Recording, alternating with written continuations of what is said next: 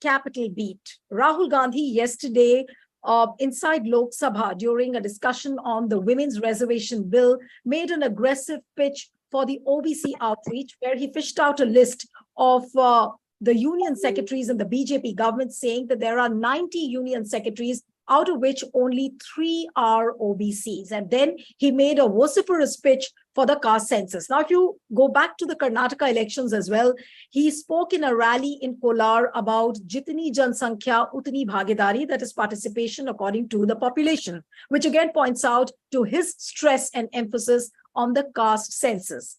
Now, is Congress's final OBC moment where it's trying to reinvent itself? Because Congress was never seen as a party of the OBCs. But since now it's hinging itself on the OBC plank, can this reinvention of Congress demolish BJP's Hindutva politics? Joining me now is Pushpraj Deshpande, who's the director of the Samrid Bharat Foundation and also the editor for the Penguin India Rethinking series. Thank you so much, Pushpraj. We have Subhashini Yadav, who's coming on the federal for the first time. She's a spokesperson of Congress, and also Sharad Yadav's daughter as well, if I may introduce her to the audience. Thank you so much, Subhashini. It's wonderful to have you on the federal. And let me begin today's conversation with Subhashini. That is this Congress's, a new moment in which the party is trying to reinvent itself, because Congress was never seen as a party of the OBCs. It was never seen to be banking so much on the OBC politics. So is this some kind of a defining moment for Congress? See, I cannot, first of all, hi Neelu, and thank you for having me today. Despite all odds, I'm here to discuss this important issue with you. And firstly, I would like to highlight this point. You just mentioned that Congress has never been an OBC party or have never talked about OBCs. Actually, if you see in the history, if the Mandal Commission, the reservation and everything, obviously my father was one of the stalwarts who fought for the reservation under Mandal Commission. But the implementation was done under the Congress government. We cannot, fully call this way that the Congress party has never been considering OBC as their voters and have never worked for their welfares. Even if you see in the Panchayati Raj system, there has been reservations. And even in jobs, in government jobs, in education system, there have been reservations which has been implemented under the Congress regime. Coming on to this women reservation bill, it was the first thought process, and it was sought by Honorable former Prime Minister Rajiv Gandhi ji in 1987. It was his vision. He made this committee, Margaret Elma Committee, and under this, there was a recommendation that there should be a reservation for OBCs as well in the women reservation at that time also. After that, somewhat or the other kept happening. The reservation was not implemented. My father, if you just introduced my father here, although my party line has been different from his socialist politics, but he has always been an admirer of Indira. He has worked with Indira Gandhi ji, he has worked with Rajiv Gandhi ji, he has worked with Sonia Gandhi ji, Manmohan Singh ji, and of course, Mr. Rahul Gandhi and my father, they used to get along so well. So, and even on occasions, whenever I have discussed certain issues with Rahul Gandhi ji, he always tells me, whatever enlightenment and I've got to know about the OBCs is just because of my father. He has always been he has held such conversations with him that has made him also see the actual reality, which is the 90% population of this country that has been struggling from ages to come on the front line. So this is very important issue. We are very happy that this bill, which was the vision of Rajiv Gandhi ji and Sonia Gandhi ji, continuously worked on this. And this has come into reality, but wholeheartedly we cannot accept it because it doesn't represent the major population, as you call the Hakikat of Hindustan. It doesn't represent that in the parliament. And if it was like this, that yes, there was some representation from the OBCs and other minority groups, it would have been a better form of reservation, I feel, and better form of empowerment for the women. Right. Now, Pushpraj, if I may come to you, that why so much of stress now on the OBC, and this kind of politics was not seen too much by Congress. Now, why is there a sudden stress and so much of emphasis on the OBC politics? What is the reason behind it? Of course, now it's not only Congress, it's in entirety. If you see the India bloc, they are talking about social justice, they are talking about caste census. But what I want to know from you is there some kind of a reawakening within Congress which realizes that probably now it will have to change its social character, it will have to change its DNA according to the OBC politics? Hi, Neeluji, and hi, Subhashini. See, from a surface reading, what Rahul Gandhi is doing is just the logical extension of the Bharat Jodo Yatra. He is listening to the needs and aspirations of the most vulnerable Indians and amplifying their voices. Juxtaposed to PM Modi's Man Ki Baat, he is listening to the Janta's Man Ki Baat. But if you look beyond what he is doing and deeper at who he is speaking to, you will see, as you're rightly pointing out, he's speaking to coolies, mechanics, farmers, truck drivers, vegetable sellers. Most of them are from the OBC communities. Now, it is BJP's prerogative to caricature this as political tourism and vote bank politics. But frankly speaking, they're putting on a brave face. They're clearly very rattled about this. Now, let me explain why. What Rahul Gandhi is doing is normatively political. For the last few years, the BJP, at least the 9-10 years, the BJP has methodically been working on Dalit and OBC subcastes by appropriating their icons, celebrating their gods, and they're even accommodating their community leaders, unfavorably so, in political positions. Now, this is because the BJP is working under the larger plank of RSS's Samajik Samrashtra, which is basically forging a larger Hindutva bloc that is perpetually locked in conflict with Muslims, Christians, and other minorities. And OBC and Dalit subcastes, who at least with the subcaste above all value upward mobility, are their pawns in this larger war to create this, mono-religious, monolingual, and mono-ideological nation. This is how BJP managed to get 47% of the OBC subcaste vote, but only 40% of the dominant OBC vote. Now, what Rahul Gandhi is doing is systematically tackling this ideologically, organizationally, and programmatically. Let me explain how. Firstly, the Congress Party's constitution was amended.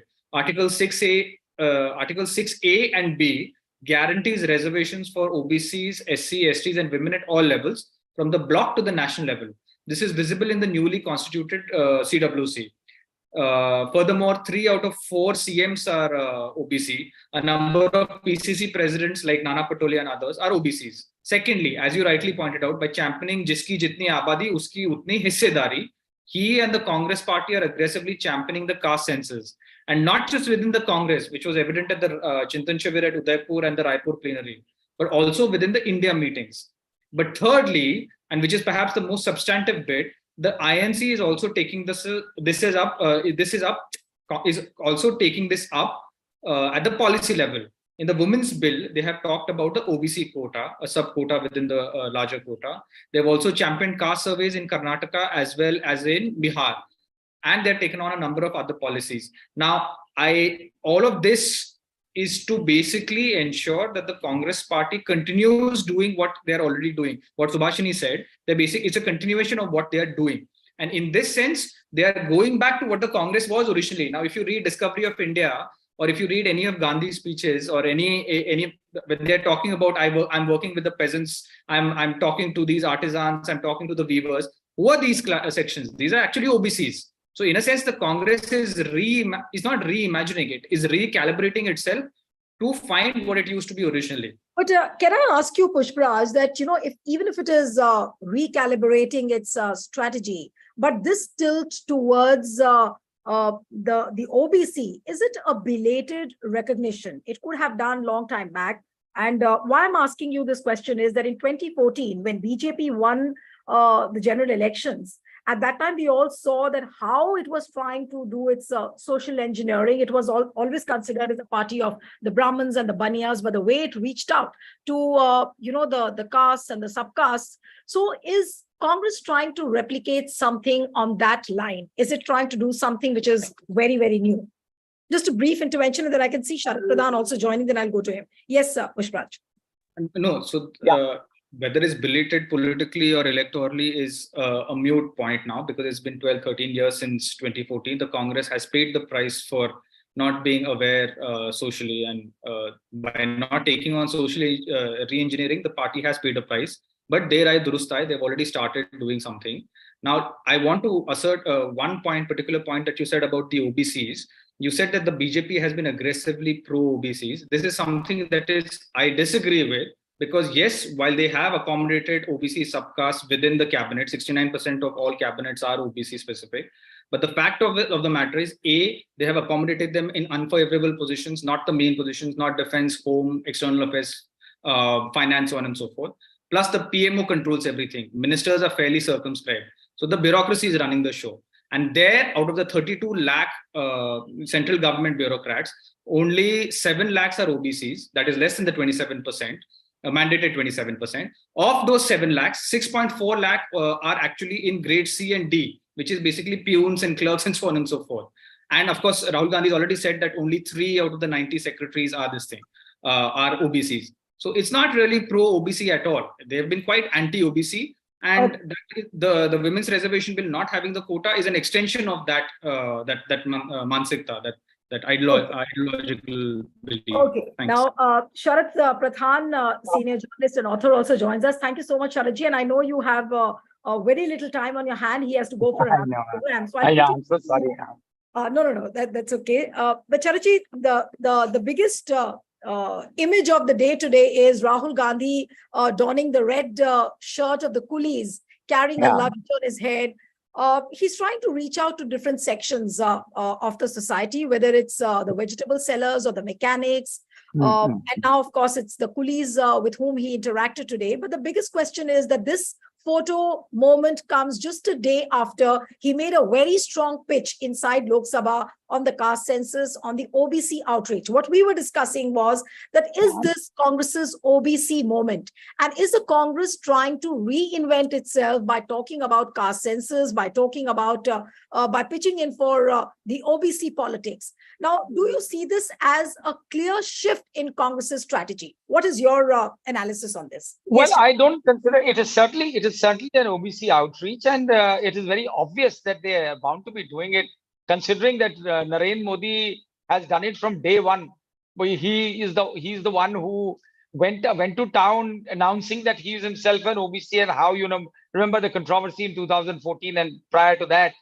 And then they've moved heaven and earth to tap the OBC vote, and more particularly in a state like Uttar Pradesh, where Mayawati seems to have faded out voluntarily. It's on account of various reasons, as they say, maybe CBI, ED, and all with their swords hanging over her neck. She has virtually withdrawn herself from active politics. So all her vote bank, which was a large chunk of which happened to be the OBC voter, and that too the most backwards among the OBCs. So they're the ones who are, that's a floating vote. Mayawati's own Dalit vote bank has still stuck on with Mayawati, large part of it. But the non-Jata vote also is up for grabs. And which is why all political parties are trying to make their inroads into that vote bank. If Rahul Gandhi does that, I don't see anything wrong with it. And it is very obvious that the things that Rahul Gandhi is doing, and particularly the kind of things that he gets down to, he wants to be seen and identified with the common masses. Like what he did today is another way of doing that. What he did by walking 3,500 kilometers. I'm sorry, I'll just interrupt you here. Do you see this as some kind of a move where Congress is trying to become a party of the subalterns also? It was never so before. But is this a move towards that? Yeah, certainly it is. It is, and there is obvious reason. There's a huge chunk of that will vote in that section, and there is every reason for Rahul Gandhi to be doing that. And if he succeeds in that, because Modi is seen as somebody who is who is not to be identified. He may have created a cult. He has his followers, his anbhakts. But Modi is not cannot identify himself with the ordinary people. And that too with the younger people, more so because the kind of unemployment which is growing in the country, and he's not being able to do anything about it, not even talking about it, doing all kinds of gimmicks of distributing appointment letters, and that too at the Prime Minister's level, distributing appointment letters is a symbolic gesture only to win those voters. But I don't think that has had impact. So if Rahul Gandhi is doing that today, I'm sure it will bring some positive results for the Congress, because Congress has been a very dormant kind of party, and all along they have not really been in action. So if now at the end, I mean, if at the end of the day, if they are actually they've woken up from their slumber and they are doing it, it should be appreciated. And Rahul Gandhi, the kind of moves Rahul Gandhi does, really makes the BJP uncomfortable, and that is what can make all the difference. But it has to be a sustained effort. What happens is that what you see of the Congress is knee-jerk reaction, and then someday everything is quiet, and then they don't have a mechanism of a party machinery which can carry it forward and spread the word around, which is what is needed. Unfortunately, even after the Bharat Jodo Yatra, everyone has been talking that there would be another Yatra, Rahul Gandhi. Time is running out. Elections are not going to go beyond 7 months, 8 months from now, maybe earlier. So, the point is, if it is an OBC outreach, it has to be done in a more sustained manner.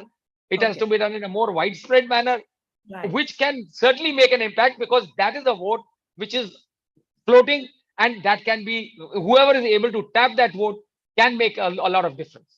Right. One quick question, and before I let you go, because I know you have a live program at 6:30. Charajit, this OBC politics of the Congress and the India bloc, does it have the potential to puncture the homogeneous Hindutva bloc of BJP? Does it have the potential to demolish the BJP's Hindutva politics? It depends on how skillfully it is done, because BJP is out to win and woo people in the name of Hindutva. And they are also trying to give the impression, like Modi did most recently, the Vishwakarma Puja. Now, Vishwakarma, their whole idea of Vishwakarma Puja being made into such a, given such a big hype, was only to tap the OBC vote. Nothing beyond that. Now, what they are talking in the name of Vishwakarma, the loans that they are going to give, and they are hoping that this will also be some kind of a Labharti, this is another version of the beneficiary thing that they had done last time. So Modi and Modi, anybody else does it, it is Revdi Bhatta. But when Modi does it, it is a genuine welfare scheme. So that is the irony. And this is done, everything is done with that intent. Whatever Modi does, it is the intent of vote. So I see nothing wrong in other parties following that. But as you're coming back to your question, yes, the India opposition alliance can make a lot of difference, because in terms of the OBC vote, because India alliance has a whole chunk of whole lot of regional parties with it. And most of these regional parties depend heavily on the support that they have from the OBCs. Right. So it can, but what I said is they need to do it more skillfully and in a very, very sustained manner that can take them far ahead. Right. Thank you so much, Sharaji, for joining briefly, and it was wonderful having you on the program. And now I'll go to I'm so sorry to leave. Okay, bye. Thank you, Sharaji. Thank you so much, and bye. And Subhashini, now I'll come to you. And what Sharaji was talking about, the fact that you need a more organized and a more skillful campaign to build this OBC outreach and talk about caste census. Why does this look like a disjointed narrative currently? Do we need more time, or does Congress need more time? Do the India Alliance partners need more time to build this OBC outreach in a more sustained manner, in a more concrete manner? I appreciate the suggestion of Sharadji over here. You enlightened us with a lot of facts, which is actually the reality. But I would like to mention here, he mentioned about, he has left although, but he mentioned about the caste of Mr. Narendra Modi. Here, I would like to highlight, like wherever there is an election or whenever required, Mr. Modi ji emerge himself as an OBC person, right? But actually, he doesn't come from an OBC community. Basically, this is a subcaste of Baniya community in Gujarat, which he belongs to. But whenever election comes, he pretends to be an OBC, try to take their vote and just go away and vanishes away. But I would like to ask here, will Mr. Narendra Modi call himself a Shudra? because majorly all the OBC communities lies in Shudras, right? But will he claim himself as a Shudra? No, he won't do that, because that is not his criteria of winning the elections. But he always tried to demean the community. He always tried to make such promises in the community, which he will never fulfill. Even this bill which he has passed is just like a dream for the women. He has just tried to, give them a rattle to play for next 10, 20 years. And Mr. Amit Shah clearly yesterday said that, let this happen and we can wait and do something else. And we can wait and try to incorporate the OBCs. Why not now? Our Congress president today in the House said, "Kal kare so aaj kar, aaj kare so kal." But why is not this being implemented? What are we waiting for? Caste census? Why is caste census not being conducted? It is just not being conducted because the reality will come out. The OBC numbers will come out. The illusion, the kind of atmosphere that Mr. Narendra Modi ji is trying to create, the BJP party is trying to create by changing name. What kind of name have they given to this reservation? Nari Shakti Adhiniyam, sorry. What does it mean? Do they really imply by this? Nari Shakti, do you look at those the wrestlers of India who were sitting in Jantar Mantar for ages for their rights? Did you even bother to listen to them? Right. What do you mean by Vandan? Vandan, do you really mean about the Hathras lady who got gang raped? A Dalit woman whose food is not being eaten by the children in Mahoba district in Uttar Pradesh? Are we talking about those ladies? Is that what kind of empowerment we are looking for? I think he need to recheck his list and come up with something new so that he can again view the upcoming elections. And if you talk about my party, yes, of course, there is an inclination, and I appreciate this. As I mentioned, I appreciate the suggestions of Mr. Sharad. The country is looking up to this. As Pushpa just mentioned, the Bharat Jodo Yatra has actually shown the right path towards the coming future. All sorts of communities, if you talk about OBCs, SCs, ST, women, you beat anybody, mechanics, farmers, workers, laborers, everybody came and joined this yatra. Caste no bar, religion no bar. They open-heartedly supported this yatra and welcomed Rahul Gandhi ji wherever he went. This is an eye-opener for the Congress party. Even if the Congress party again tries to work for the social justice system, Pushparaj already, I don't want to repeat the same thing again and again. Pushparaj already mentioned about the CWC and the Congress party's propagandas ahead, which are in view of OBCs and for the betterment of SC and STs, and they are trying to incorporate them. We have a Dalit Congress president. Will BJP make any OBC or a Dalit his Congress party president? Why was Draupadi Murmu ji kept away from the inauguration, from such a big bill? We see these actresses going to the parliament. Is the new parliament supposed to be the new, the platform these days we see in social media where film stars goes and promote their movies? It's just again a monument for them. We could have seen Uma Bharti, we could have seen Draupadi Murmu, we could have seen Meera Kumar, we could have seen other backward and Dalit women who have represented this house. Why were they absent? Why was Mayawati ji absent? Absolutely. Why was Lalu Prasad ji not there? This was quite a noticeable aspect yesterday of what you're mentioning. But one point which you mentioned in your intervention right now, and that was that Congress party has a Dalit precedent. Now, Pushparaj, if I may ask you that this OBC politics, which Congress is indulging in right now, is it because the party has a Dalit precedent? He thinks about the backwards, he thinks about how the OBC politics could impact. Is it because of the push given by a Dalit party president? I think it's got to do both with Kharge sir and Rahul ji, because both of them collectively are ideologically on the same page. And Kharge ji is an old war horse. He's really knows how to, he's won 9 elections, so back to back. So the fact of the matter is that both of them collectively garner both the ideological and the programmatic aspect of what it is like to run a party effectively. So I think the party was already going through that manthan, that churning before Kharge ji came, but it has certainly sharpened substantially since he's taken over. And you've seen, I think it required Rahul Gandhi required Mallikarjun Kharge to basically put his decisive stamp ideologically on the Congress party. Because the thing is that there was an old guard in the Congress party that was that in a way came into governance directly. And for a long time, that faction took time to recalibrate itself. And between the two of them, they managed to do that decisively. And you're seeing the effects of what is happening now. A lot of what is happening now is because both of them are working in tandem. That's the way the party is restructuring itself. That's quite apparent now, Pushpraj. But another question for you: that if you look at the OBC politics, which Congress is doing, or rather trying to reinvent itself, and when you juxtapose it with the politics of beneficiaries, which BJP tom-toms about, now, what kind of chances does Congress or maybe the India Alliance stand when they talk about the Labharthi politics? And on the other hand, what India Alliance talks about, or the OBC outreach, which Congress is emphasizing on, is the India Alliance or the Congress doesn't have anything to show to the OBC. What are you really going to tell the people? What are you going to give them as a counter to what BJP is already providing?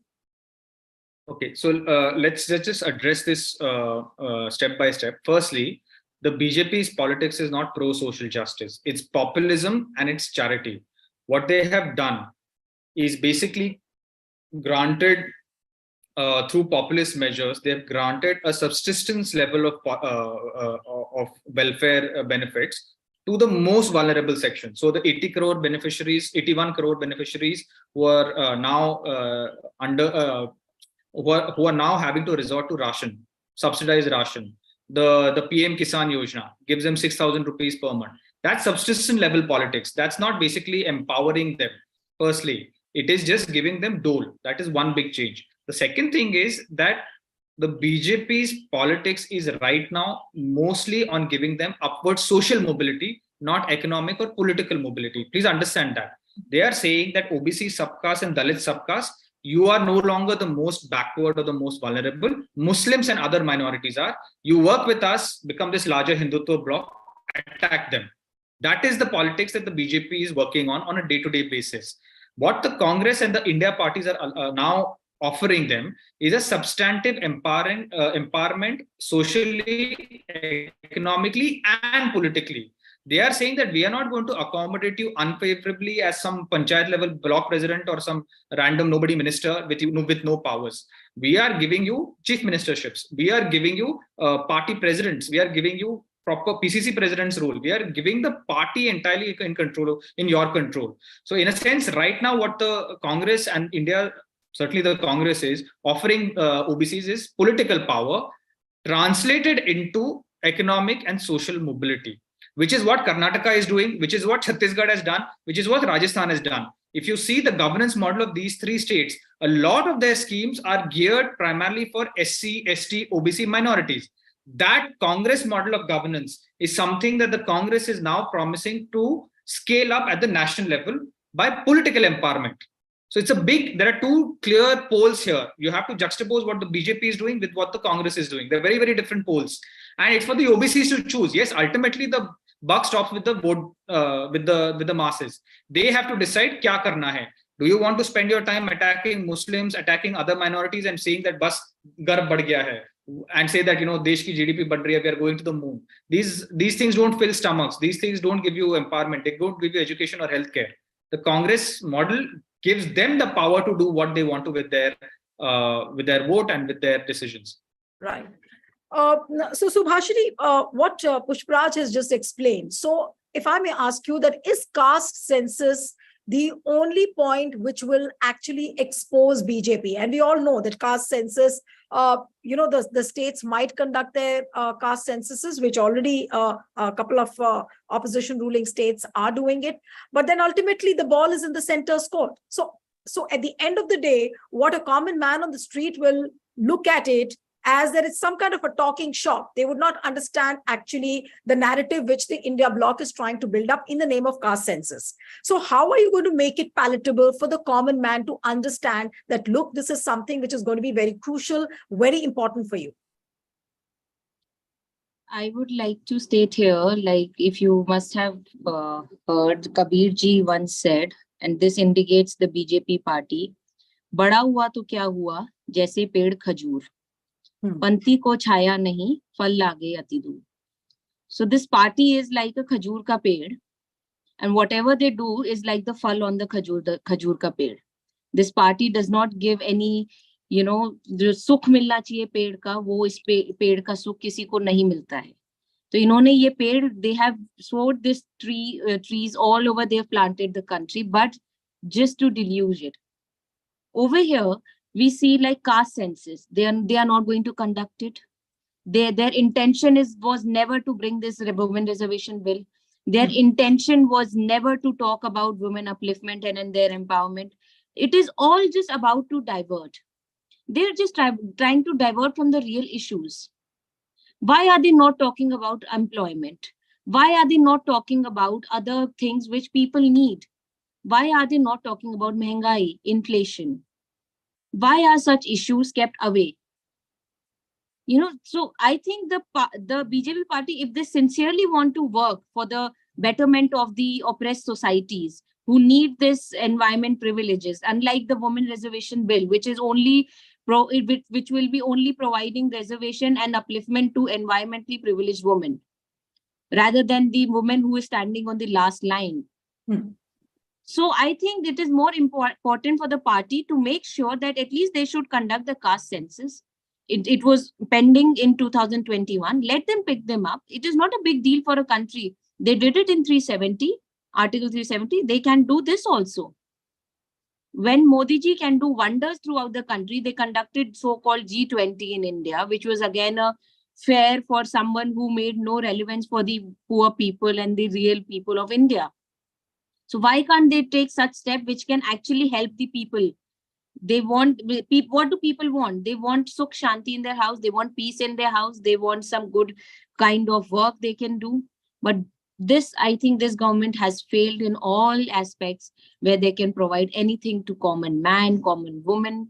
And this reservation bill is, again, I would say a jumla. The niyat of this party does not reflect the upliftment of women. Right. And they are not going to implement this bill until and unless the Congress party comes in power. This bill is Congress party's bill, and Congress party is going to implement it. This much I'm sure.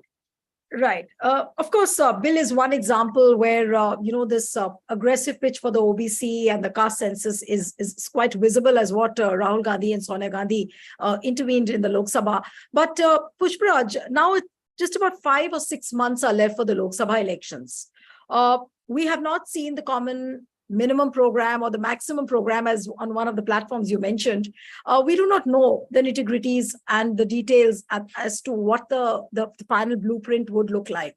Do you have enough time on your hand to build a sustained campaign for an aggressive OBC outreach? The kind of homework which already BJP has done, they've already built a vote bank through their Labharthi politics.